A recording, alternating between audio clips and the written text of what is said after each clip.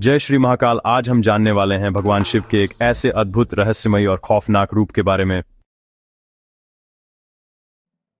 चंद्रशेखर, शिव का वो अलौकिक और रहस्यमयी रूप जिसमें सृष्टि का संपूर्ण संतुलन टिका हुआ है। ये संतुलन है सृजन और संहार का, प्रकाश और अंधकार का, अमृत और विष का।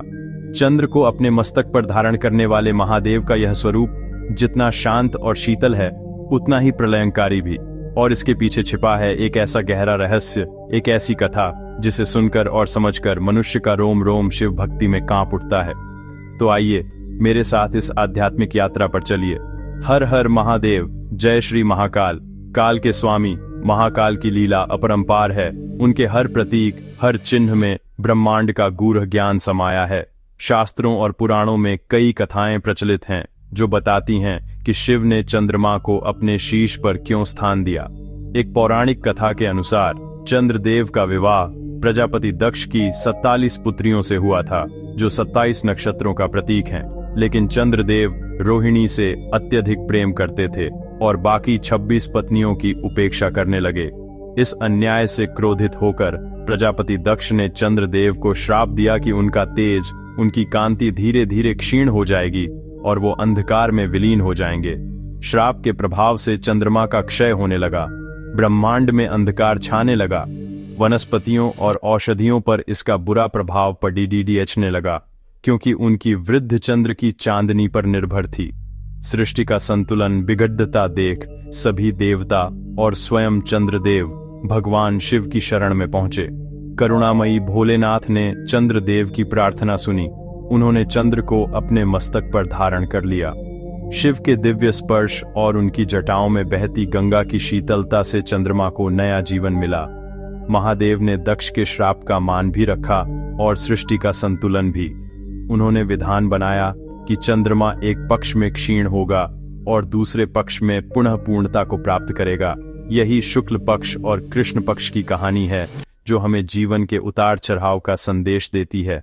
लेकिन क्या यह एकमात्र कारण था, या इसके पीछे कोई और भी गहरा आध्यात्मिक और दार्शनिक अर्थ छिपा है? आखिर क्यों महादेव, जो स्वयं परम वैरागी हैं, उन्होंने सौंदर्य और शीतलता के प्रतीक चंद्रमा को अपने सिर पर स्थान दिया? सदियों से मानवता ने आकाश में चमकते इस चांदी के गोले को देखा है।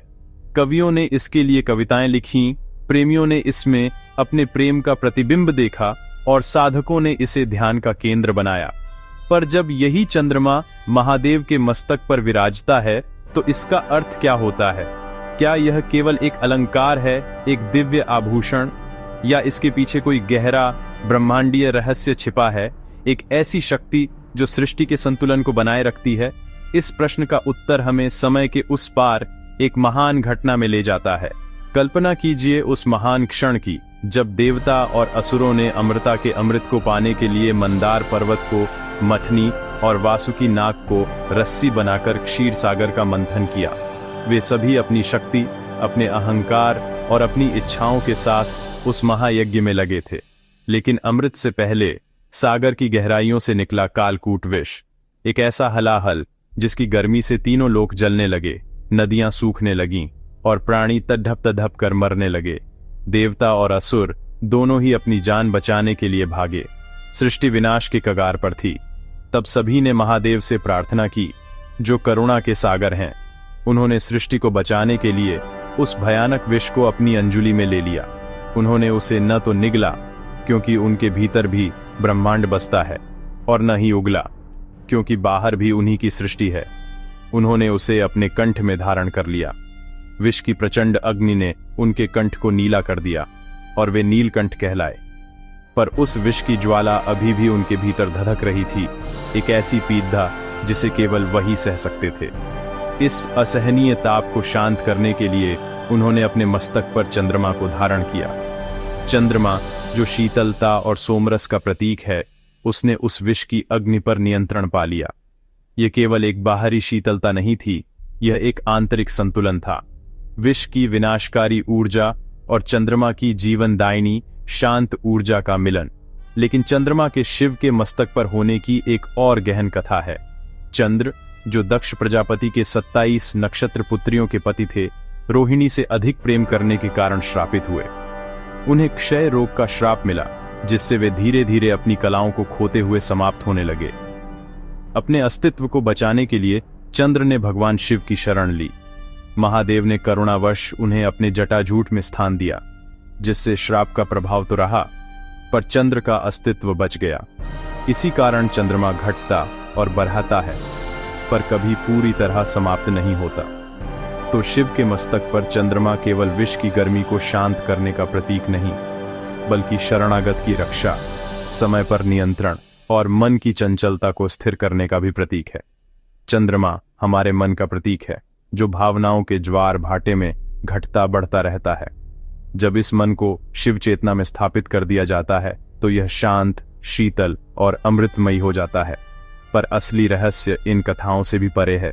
ये केवल अतीत की घटना नहीं है, ये एक जीवंत सत्य है, एक आध्यात्मिक प्रक्रिया जिसका अनुभव आज भी किया जा सकता है।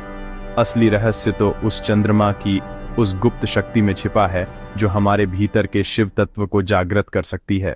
चंद्रमा केवल शीतलता नहीं देता, वह मन का नियंत्रक है। महादेव ने उसे इसलिए धारण किया ताकि वे समस्त प्राणियों के मन, भाव और विचारों पर नियंत्रण रख सकें। शिव का यह रूप साधारण नहीं, यह मन और ब्रह्म का मिलन है। कहा जाता है, जो साधक चंद्रशेखर रूप का ध्यान करता है, उसकी आत्मा स्थिर हो जाती है।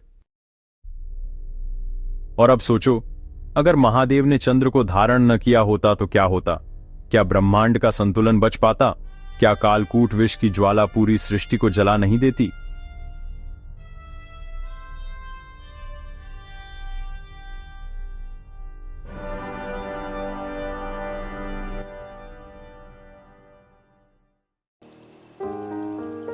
महादेव के मस्तक पर चंद्रमा केवल आभूषण नहीं, यह है समय का प्रतीक। क्योंकि चंद्रमा घटता बढ़ता है, वो हमें सिखाता है, कुछ भी स्थायी नहीं, न सुख न दुख। महादेव स्वयं समय से परे हैं और चंद्रशेखर रूप में वे काल को भी नियंत्रित करते हैं।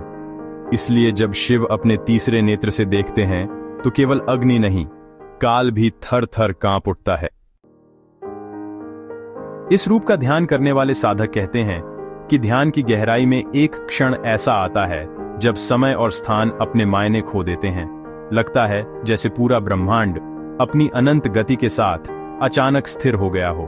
बाहर की दुनिया का कोलाहल शांत हो जाता है, इंद्रियां भीतर की ओर मुड़ जाती है और मन की चंचल लहरें थम जाती हैं।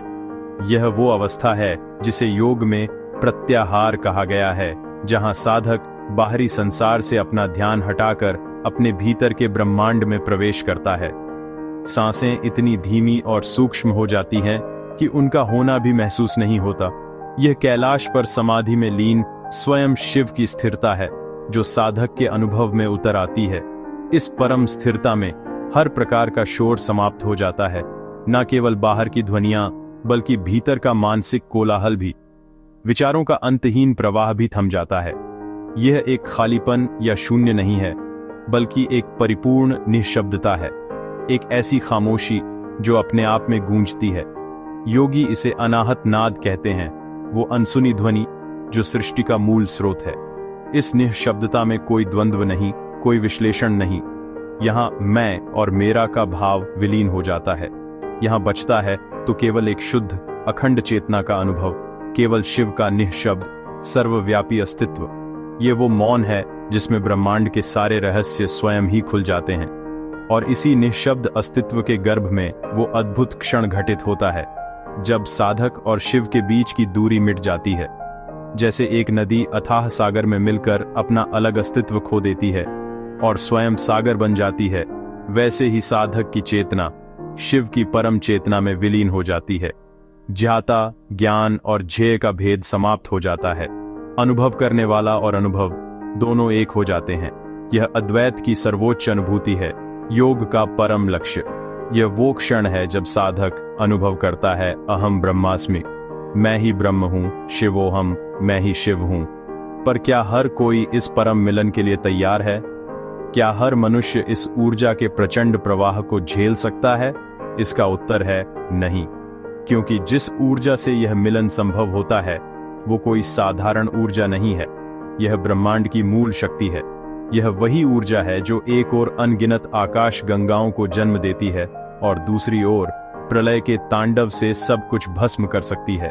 जैसे एक पतले तार में उच्च वोल्टेज का करंट प्रवाहित करने पर वह जलकर राख हो जाता है, उसी प्रकार एक अशुद्ध और कमजोर मन शरीर इस ब्रह्मांडीय ऊर्जा के स्पर्श मात्र से बिखर सकता है। इसीलिए साधना का मार्ग क्रमिक है। तप, त्याग और गुरु के मार्गदर्शन से साधक अपने तन मन को उस ऊर्जा को धारण करने योग्य पात्र बनाता है, ताकि जब शिव की कृपा बरसे तो वह उसे अमृत की तरह पी सके, विष की तरह नहीं।